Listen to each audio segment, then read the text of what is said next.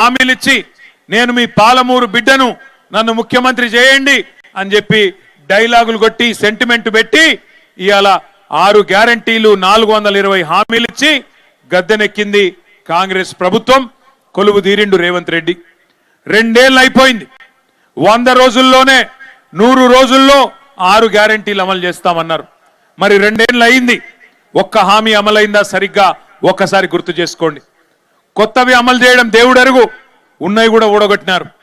KCR kit, KCR గారు ఉన్నప్పుడు ఒక ఆడబిడ్డ ప్రసూతి అయితే ఇంటికాడ బండెక్కించుకొని దవాఖానా తీసుకుపోయి మళ్ళీ బిడ్డ పుట్టినాక ఇంటికాడ దించిన సంస్కారవంతమైన ప్రభుత్వం. మగ పిల్లగాడు పుడితే 12,000, ఆడపిల్ల పుడితే మహాలక్ష్మి పుట్టిందని చెప్పి 13,000 ఇచ్చిన ప్రభుత్వం. ఇలా ఉన్నదా కేసీఆర్ కిట్టు? అది కూడా పోయింది. బతుకమ్మ పండుగ వస్తే కేసీఆర్ గారు ఆనాడు ఆడబిడ్డకు ఒక కానుక పెట్టేది, బతుకమ్మ చీర పంపేది. ఇలా వస్తున్నదా బతుకమ్మ చీర? రంజాన్ పండుగ వస్తే రంజాన్ తోఫా ఇచ్చేది. आज मिल रहा आपको रमजान तोहफा नहीं.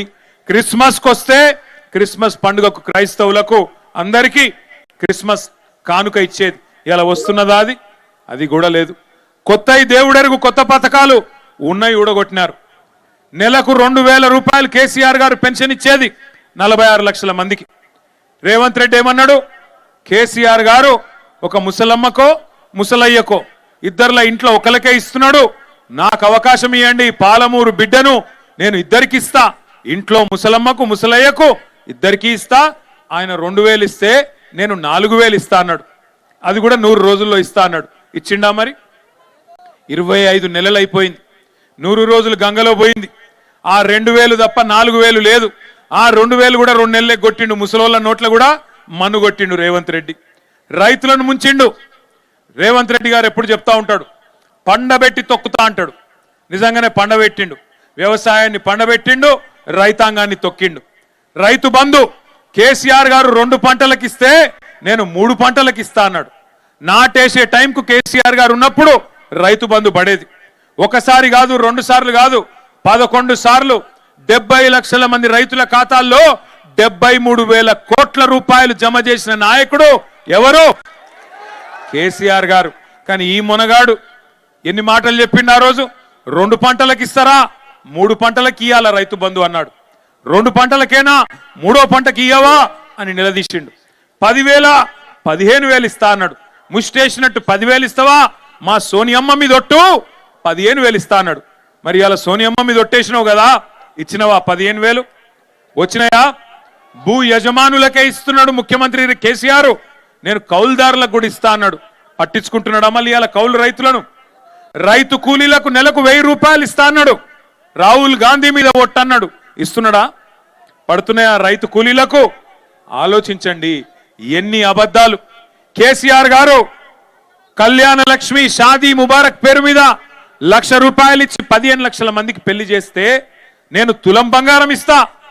ఆయన ఇచ్చే పైసలు మరి లగ్గమైపోయినాక 6 నెలలకు వస్తున్నాయి, నేను మీరు పత్రిక పెట్టుకోగానే ఇస్తా అన్నాడు. తులం బంగారం ఇంటికే పంపుతా అన్నాడు. వస్తుందా తులం బంగారం? మేము ఆ రోజే చెప్పినాం ప్రజలకి, వీళ్ళు కాంగ్రెస్ వాళ్ళు నమ్మదగ్గ మనుషులు కాదు, బంగారం ఇచ్చే మనుషులు కాదు, పుస్తల తాడెత్తుకపోయే బ్యాచ్ వీళ్ళని చెప్పినాం. నమ్మలేదు, మమ్మల్ని నమ్మలే, వాళ్ళని నమ్మినరు. ఇవాళ ఏమైందో మీకు గనపడుతున్నది. పాలమూరు బిడ్డ పాలమూరు బిడ్డ అన్నాడు. ఏమై మరి పాలమూరు బిడ్డకు బంగారం దొరకలేదా? బంగారు దుకాణాలు కనబడతలేవా? బంగారు దుకాణంలో ముఖ్యమంత్రికి ఆయన మాటకు విలువ లేదా? ఎందుకు ఇస్తలేవు మరి తులం బంగారం? ఎప్పుడు ఇస్తావు?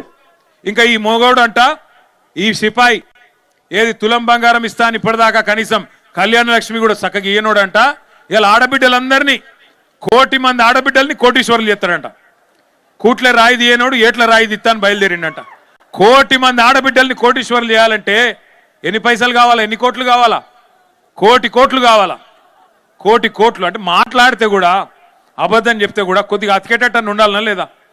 ఎన్ని అబద్ధాలు, ఎన్ని అడ్డగోలు హామీలు గుర్తు తెచ్చుకోండి. ఆడపిల్లలకు స్కూటీలు ఇస్తా అన్నాడు. చదువుకునే ఆడపిల్లలకి ఇచ్చిండా? స్కూటీలు కాదు కదా, లూటీ మాత్రం మంచిగా జరుగుతున్నది. స్కూటీలు రాలే, లూటీ మాత్రం జోర్దార్ నడుస్తున్నది. ఆలోచన చేయండి.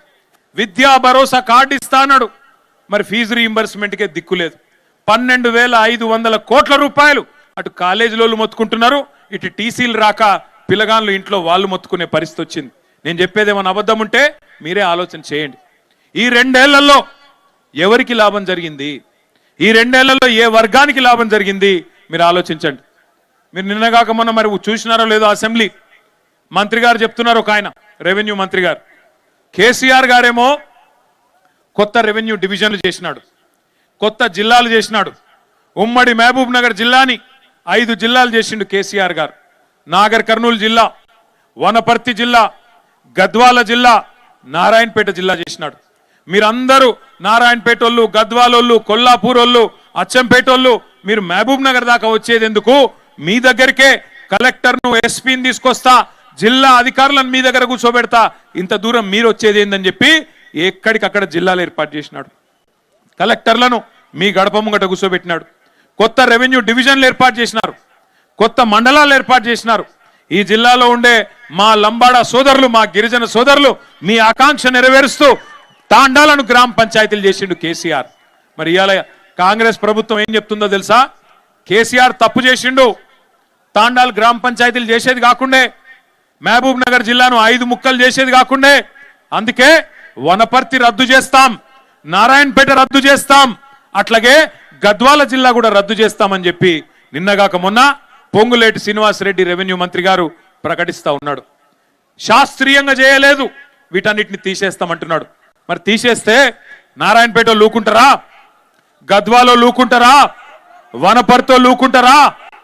ఆలోచించండి. కలెక్టర్లను మీ గడప దగ్గర తీసుకొచ్చి కేసీఆర్ కూర్చోబెడితే కాదు ఇవన్నీ ఎత్తేస్తాం అని చెప్పి అలా రేవంత్ రెడ్డి మాట్లాడుతుంటే చూస్తా ఊరుకుందామా? ఆలోచన చేయండి. నేను రేవంత్ రెడ్డి ప్రభుత్వాన్ని హెచ్చరిస్తా ఉన్నా, మీరు గద్వాల జిల్లా ముట్టినా, వనపర్తి జిల్లా ముట్టినా, నారాయణపేట జిల్లా ముట్టినా అక్కడ అగ్గి ఉట్టిచ్చే బాధ్యత బీఆర్ఎస్ తీసుకుంటది. అక్కడే ఉద్యమాలకు కూడా శ్రీకారం చుడతామని చెప్పి కూడా హెచ్చరిస్తా ఉన్నా. పిచ్చి పిచ్చి పొరపాట్లు చేయకండి. నీకు అధికారం ఇచ్చింది నీ అడ్డమైన అబద్ధపు హామీలను చూసి మోసపోయి ప్రజలు అవకాశం ఇచ్చినారు. నీకు చేతనైతే ఇచ్చిన హామీలు నెరవేర్చు. 420 హామీలు ఇచ్చినావు కదా, నెరవేర్చు.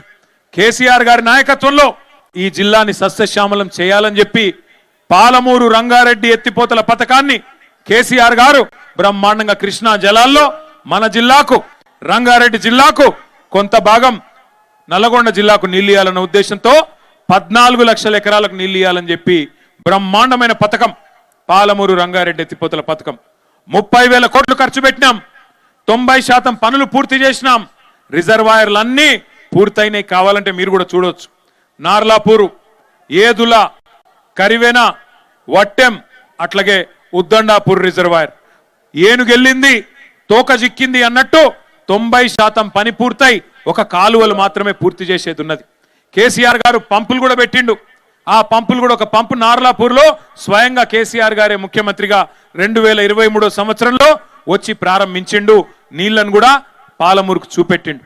అట్లాగే అప్పటిదాకా పెండింగ్ ప్రాజెక్టులుగా కాంగ్రెస్ ప్రభుత్వం పట్టించుకోకుండా పడావు పెట్టిన ప్రాజెక్టులను, పండబెట్టిన ప్రాజెక్టులను రన్నింగ్ ప్రాజెక్టులుగా మార్చి కల్వకుర్తి గాని, భీమా గాని, నెట్టెంపాడు గాని ఇవన్నిటిని పూర్తి చేసి ఈ జిల్లాల్లో కేసీఆర్ గారి ప్రభుత్వంలో ఒకనాడు కాంగ్రెస్ ఉన్నప్పుడు ఈ జిల్లా మైగ్రేషన్ కి మారుపేరు. కానీ కేసీఆర్ గారు వచ్చిన తర్వాత మైగ్రేషన్ కాదు, ఇరిగేషన్ కు మారుపేరుగా 8 లక్షల ఎకరాలకు నీళ్ళిచ్చిన నాయకుడు కేసీఆర్ గారు.